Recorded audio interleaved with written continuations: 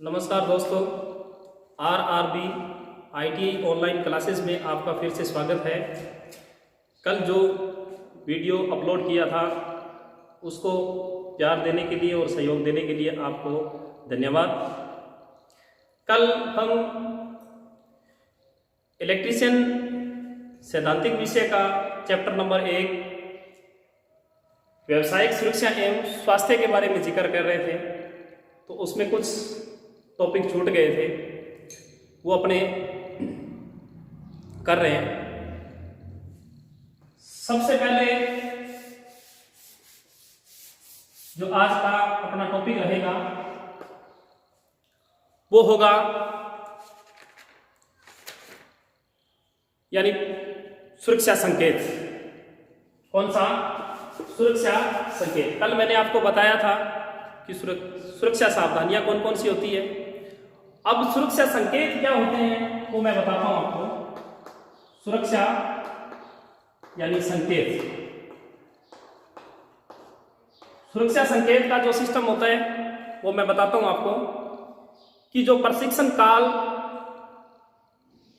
से ही कारीगर को कारखानों में यानी सुरक्षा के लिए उठाए गए विभिन्न कदमों, नियमों तथा उपायों की जानकारी दी जाती है।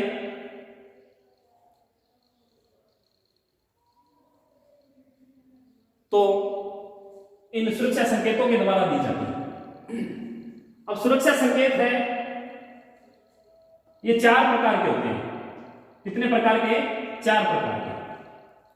नंबर 1 निषेधात्मक संकेत। नंबर 2 पहला कौन सा है? निषेधात्मक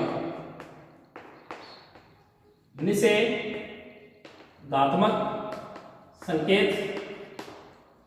दूसरा है अनिवार्य, यानी इसको सकारात्मक कहते हैं,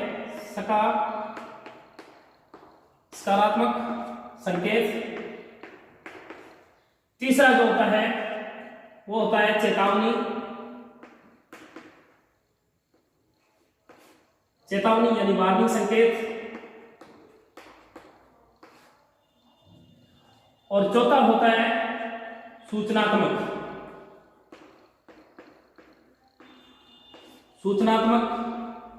संकेत। अब इनसे संबंधित यानी परीक्षा के अंदर प्रश्न पूछे जाते हैं, वो मैं प्रश्न आपको बताता हूं कि किस तरीके से पूछे जाएंगे। आपसे पूछ लिया जाता है कि निषेधात्मक संकेत का उपयोग कहां किया जाता है, या निषेधात्मक संकेत है, इसके बारे में मैं आपको बता रहा हूं थोड़ा सा। निषेधात्मक संकेत है ये वर्त के आकार के ये संकेत लाल रंग के बॉर्डर पर तथा क्रॉस बार पर सफेद बैकग्राउंड पर काली आकृति बनाई जाती है। अब देखो इनसे संबंधित प्रश्न क्या होते हैं। सबसे पहले पूछा जाता है इसमें कि इसकी आकृति कैसी होती है, यानी निषेधात्मक जो संकेत है इसकी आकृति। तो आकृति, फिर उसके बाद यानी इसमें जो बना जो संकेत चित्र है, जो चिन्ह जो बना हुआ है, संकेत बना हुआ है, वो किस कलर का है। तो आकृति के अंदर देखो अपने देखते हैं कि इसकी आकृति होती है वर्त की तरह। वर्त के आकार के ये संकेत लाल रंग के बॉर्डर पर क्रॉस बार और सफेद बैकग्राउंड वाली आकृति द्वारा बनाया जाता है। अब देखो ये क्रॉस बार है इसमें, और इसके ऊपर यानी इस तरीके से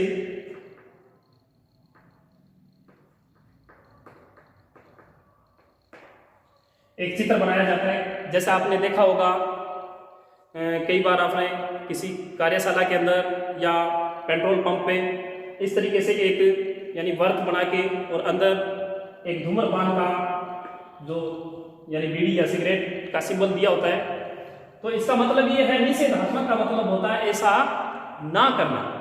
निषेधात्मक का मतलब क्या होता है? ऐसा ना करना। तो इनसे संबंधित जो प्रश्न पूछे जाएंगे, जैसे आकृतियों का बारे में पूछ लिया जाता है या इसकी बॉर्डर कैसी होती है, इसकी पृष्ठभूमि कैसी होती है, तो इससे संबंधित एक आधा प्रश्न आता ही आता है। इसी तरीके से जैसे निषेधात्मक के बाद आता है अनिवार्य, यानी सकारात्मक जो संकेत, ऐसा करना कि जिस तरीके से आप 3 फेज पे यानी सप्लाई के ऊपर काम कर रहे हैं, या किसी कारखाने के अंदर यानी कोई कांच का या मान लो लोहे का कोई कारखाना है, तो उसमें अगर आप काम कर रहे हैं, या वेल्डिंग का अगर काम कर रहे हैं, तो उस टाइम आपको इस जो संकेत है, ये सुरक्षा संकेत है, इसकी पालना यानी करनी चाहिए। अनिवार्य मतलब ऐसा करना चाहिए, ये करना जरूरी है। जिस तरीके से 3 फेज के ऊपर काम करते हैं अपने, तो दस्ताने होने चाहिए, इंसुलेटेड अपने पास यानी औजार होने चाहिए, ठीक है, और जूते जो है मतलब जो रबड़ के जूते होने चाहिए, ठीक है। इस तरीके से जैसे वेल्डिंग जो सिस्टम होता है उसमें अपने आंखों के ऊपर यानी चश्मा लगी होनी चाहिए, और एक हेलमेट भी लगा होना चाहिए। तो ये जो आते हैं, ये संकेत किसमें आते हैं, यानी अनिवार्य कहते हैं। फिर आता है चेतावनी। चेतावनी जो संकेत है उसका जो सिस्टम है वो मैं बता देता हूं आपको। चेतावनी के अंदर यानी आपको वार्निंग दी जाती है, वार्निंग दी जाती है। तो इस संकेत के अंदर क्या होता है कि ये संकेत है चेतावनी वाला, ये त्रिभुज यानी आकृति में होता है, त्रिभुजाकार होता है। और त्रिभुजाकार आकृति के अंदर यानी जो बने होते हैं, ये सफेद यानी त्रिभुजाकार में पीली पृष्ठभूमि पर काले चित्र बनाए जाते हैं, ठीक है। और इन चित्रों के माध्यम से चेतावनी दी जाती है। जिस तरीके से कोई हाई वोल्टेज वाला सिस्टम है, तो वहां इस तरीके से क्या है यानी एक सिंबल बना दिया जाता है। तो ये चेतावनी के अंदर आता है। फिर आता है सूचनात्मक। सूचनात्मक यानी किसी चीज के बारे में अपने को सूचना देना। ये संकेत है वो वर्ताकार के होते हैं, ठीक है। इनकी जो पृष्ठभूमि है वो हरी होती है, और हरी पृष्ठभूमि पर सफेद रंग की यानी आकृति द्वारा यानी जो प्रदर्शित किया जाता है, ठीक है। और आपने देखा होगा ज्यादातर जो सूचनात्मक संकेत का सिस्टम है, जैसे हॉस्पिटल यानी अस्पताल जो है उसके ऊपर इस तरीके से कोई यानी ये प्लस का जो चिन्ह है वो बना होता है। तो ये सूचनात्मक है कि यहाँ यानी हॉस्पिटल या मतलब हॉस्पिटल है, यहाँ दवाइयाँ मिलती हैं। तो ये जो चित्र है, ये जो संकेत है, ये सुरक्षा संकेत है। और इनकी अगर कोई पालना करता है तो उनके साथ क्या है, दुर्घटना यानी घटित नहीं होती है। ये कोई जरूरी नहीं है कि मतलब अगर व्यक्ति इलेक्ट्रीशियन है या विद्युतकार है तो ही इन संकेतों की पालना करे, नहीं। यानी प्रत्येक व्यक्ति को इन सुरक्षा संकेतों की जानकारी होनी चाहिए। यानी जितने भी ये सुरक्षा संकेत बने हुए हैं, चाहे वो परिवहन यानी सिस्टम से बने हुए हैं, चाहे अपने यानी सुरक्षात्मक जो ये विद्युत का जो सिस्टम बना हुआ है इसमें बने हुए हैं, तो इनकी पालना करनी चाहिए, ठीक है। तो ये यानी सुरक्षा संकेत रहेंगे। और इन सुरक्षा संकेतों के अंदर जो प्रश्न है वो मैंने आपको बता दिया कि आकृतियां पूछ लेते हैं या इनका उपयोग कहाँ किया जाता है। तो इस तरीके से क्या है यानी आपके प्रश्न बन जाते हैं। अब अगला जो टॉपिक रहेगा अपना वो है प्राथमिक उपचार। इसके बाद जो रहेगा वो है प्राथमिक उपचार। प्राथमिक उपचार के अंदर अपने देखते हैं प्राथमिक उपचार कौन सा होता है कि किसी दुर्घटना यानी ग्रसित जो व्यक्ति है जिसके साथ दुर्घटना घटित हो गई है, तो उस व्यक्ति को यानी डॉक्टर के आने से पहले जो उपचार दिया जाता है वो प्राथमिक उपचार होता है। और प्रत्येक कार्यशाला के अंदर अपने को फर्स्ट एड बॉक्स यानी एक प्राथमिक उपचार पेटी का यानी लगी होनी चाहिए। और उससे क्या है कि अगर किसी के कोई छोटी मोटी चोट लग जाती है या कोई यानी व्यक्ति दुर्घटनाग्रस्त हो गया तो उसका यानी प्राथमिक उपचार किया जा सकता है। अब जब भी आप एक चीज मैं आपको और बताना चाहता हूं कि जब भी आप यानी कोई जोखिम भरा काम करते हो या विद्युत पे काम करते हो तो आपको एक सहायक की आवश्यकता होती है। सहायक जरूर रखें। अगर सहायक नहीं रखोगे तो आपको अगर कल को यानी भगवान ना करे आपके साथ कोई दुर्घटना घटित होगी तो उस समय आप बहुत बड़ा यानी जो जोखिम है वो उठा सकते हैं। अब देखो सहायक है उसको डॉक्टर के पास भेजो और अन्य कोई अगर व्यक्ति यानी उसके पास खड़े हैं, ज़्यादा उसके आसपास यानी भीड़ भी नहीं करनी चाहिए। जो दुर्घटनाग्रस्त व्यक्ति हुआ है, जो उस विद्युत के संपर्क में आया है और वो मूर्छित हो गया है, तो उस टाइम क्या है कि उसके चारों ओर जो भीड़ है उसको हटा देना चाहिए। और फिर उसके बाद यानी दूसरा जो सिस्टम है वो ये है कि जब तक यानी डॉक्टर नहीं आते हैं तब तक कुछ प्राथमिक उपचार देके उसको यानी उसका यानी उपचार करना चाहिए। अब इसके अंदर जो सबसे मेन चीज है वो ये है कि पीड़ित के चारों ओर जो भीड़ है उसको हटा दे कि ताकि उसको सांस लेने में यानी उसको शुद्ध जो वायु है वो मिल सके, ताकि उसको सांस लेने में कोई दिक्कत ना आए। फिर उसके बाद अगर पीड़ित के मुंह में नकली दांत है या पान गुटखा तंबाकू अगर उसने सेवन कर रखा था या उसके मुंह में कोई ऐसी कोई यानी पदार्थ है कि जिससे यानी उसको सांस लेने में दिक्कत आ रही है, तो वो निकाल दें, वो चीज़ें निकाल दें। फिर उसके बाद जो आता है अपना वो है कि पीड़ित के यानी अगर शरीर के ऊपर छाले पड़ जाते हैं, अगर कोई घाव हो जाता है, विद्युत संपर्क में आने के बाद अगर कोई घाव हो जाता है, तो उस व्यक्ति के घाव के ऊपर यानी साफ कपड़ा रखना चाहिए कि जिससे क्या है कि मक्खियां या मच्छर ना बैठ पाए, जिससे कोई अलग से कोई संक्रमण पैदा न हो जाए। तो ऐसी यानी इन चीज़ों का ध्यान रखना चाहिए। अगर सर्दी के मौसम में अगर वो विद्युत सप्लाई के संपर्क में आ गया है तो उसे यानी पलंग पे लेटाना चाहिए, यानी मोटा जो कंबल टाइप होता है वो उसको यानी उसके ऊपर डालना चाहिए ताकि यानी उसको सर्दी ना लगे। फिर उसके बाद अगर वायदे में मतलब ऐसा सिस्टम किया फिर भी उसको सांस लेने में अगर दिक्कत आई, मतलब ऐसी यानी ये प्राथमिक उपचार देने के बाद भी अगर उसको सांस लेने में दिक्कत आ रही है, तो आप एक मतलब क्रिया जो होती है वो क्रिया होती है यानी कृत्रिम श्वास विधि। जो कृत्रिम श्वास क्रिया है वो देनी चाहिए। कृत्रिम श्वास क्रिया है वो 3-4 प्रकार से होती है। नंबर 1 सबसे पहले जो होती है वो होता है सिल्वेस्टर विधि। कौन सी होती है? सिल्वेस्टर यानी विधि। फिर उसके बाद होती है शेफर विधि। फिर उसके बाद यानी जो होती है तीसरी वो है मुख से मुख विधि। मुख से मुख विधि। और चौथी जो है वो होती है मुख से यानी नाक विधि। मुख से नाक विधि। अब देखो सिल्वेस्टर विधि, इसका यानी उपयोग इस विधि का उपयोग कब करना चाहिए?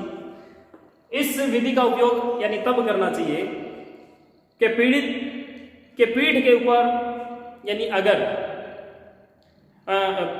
पीड़ित है उसके छाती के ऊपर अगर छाले पड़ गए, पीड़ित है उसके छाती के ऊपर अगर छाले पड़ गए हैं, तो इस सिल्वेस्टर विधि का उपयोग कर सकते हैं कि उसको उल्टा लेटा दो, उल्टा नहीं मतलब पीठ के बल लेटा दो, और पीठ के बल लेटाने के बाद क्या है उसको क्या है थोड़ा थोड़ा हल्का हल्का उसके हाथों को यानी छाती के ऊपर रख के और उसको थोड़ा थोड़ा हल्का दबाते रहे कि ताकि उसको यानी सांस लेने में कोई कठिनाई ना हो।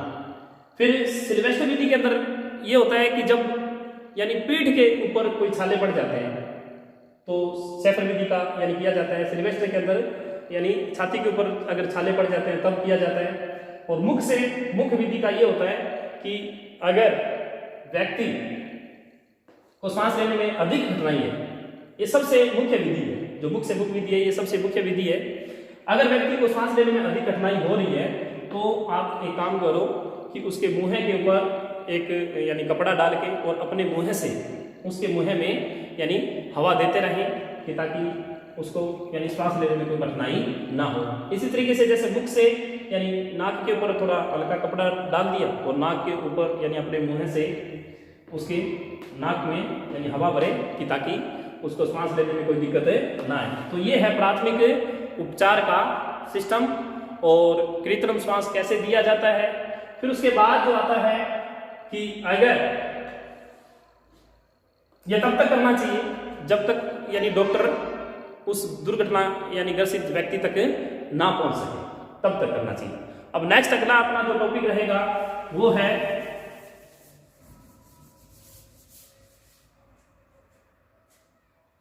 यानी आग से संबंधित कार्यशालाओं में यानी आग लगने के कारण।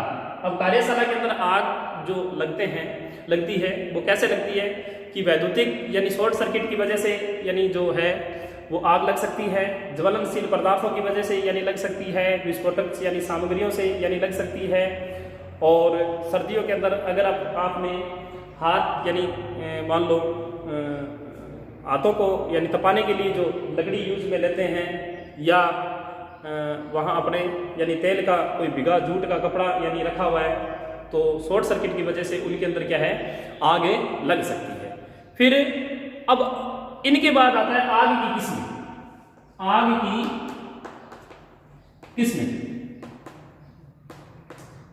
की किस्में हैं ये आग की किस्में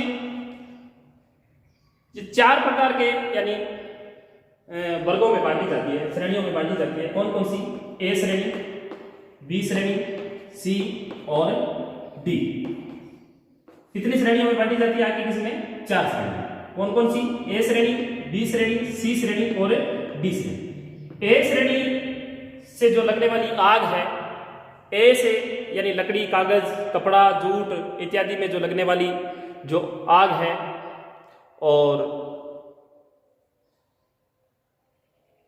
इनमें लगने वाली आग को यानी बुझाने के लिए जल की बौछारें डाली जाती है। यानी किसमें? कागज,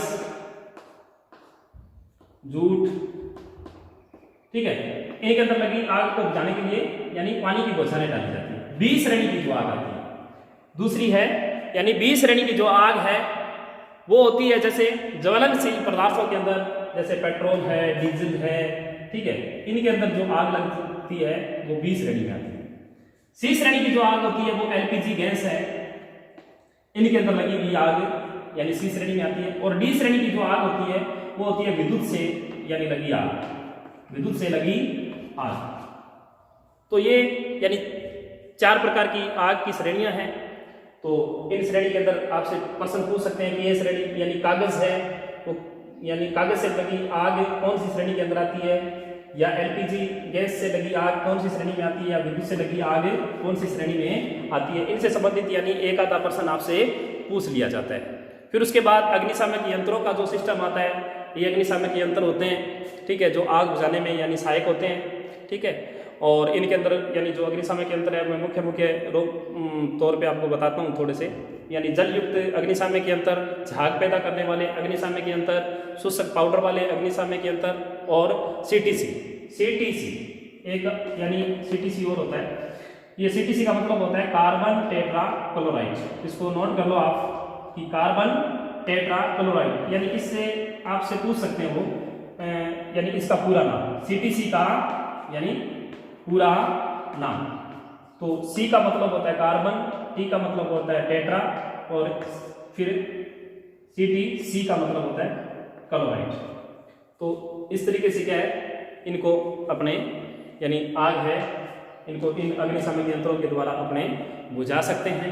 अब एक चीज नोट रखना कि विद्युत से लगी हुई आग है, इसमें जल की बौछारें या जल कभी मत डालना। क्यों? क्योंकि जल खुद यानी चालक होता है विद्युत का। तो ये आग का सिस्टम था, आग की किस्में थी, मैंने आपको बता दी।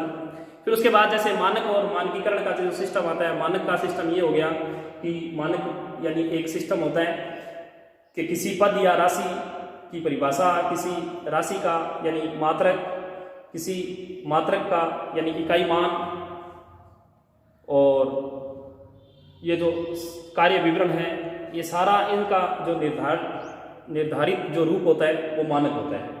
जैसे मैं आपको एक उदाहरण देता हूँ, जैसे मान लो लंबाई, ठीक है,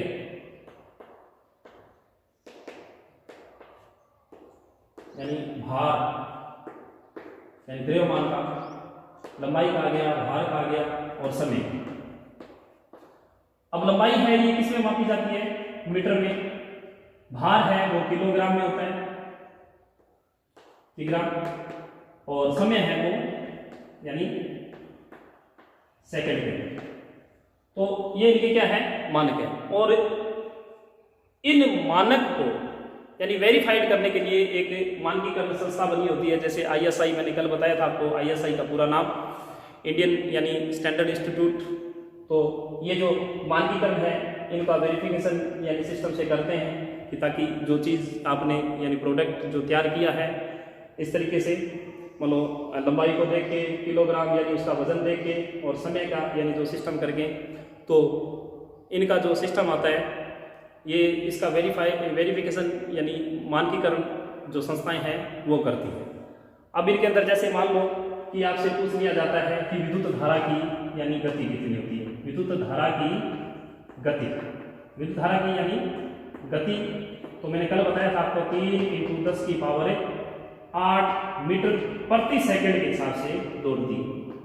और इनके अंदर जो प्रति सेकंड इलेक्ट्रॉन है वो कितने यानी आवेशित होते हैं, तो वो होते हैं 6, कितने होते हैं यानी 6.28 × 10⁻18 इलेक्ट्रॉन, 18 इलेक्ट्रॉन। ये एक यानी एम्पियर के अंदर इनका प्रभाव होता है। तो इस तरीके से ये मानक और मानकीकरण का जो सिस्टम है वो आ गया। आज के लिए बस इतना ही, और एक सूचना मैं आपको और देता हूँ कि कल से आपकी वर्कशॉप कैलकुलेशन की क्लासें भी मिल जाएगी आपको। तो कल के जो अपने वर्कशॉप कैलकुलेशन की जो क्लासें लगाएंगे सर राधा कृष्ण जी कोड, तो वो आपको क्लासें देंगे और थ्योरी की भी आपकी क्लासें चलती रहेगी। तब तक के लिए नमस्कार।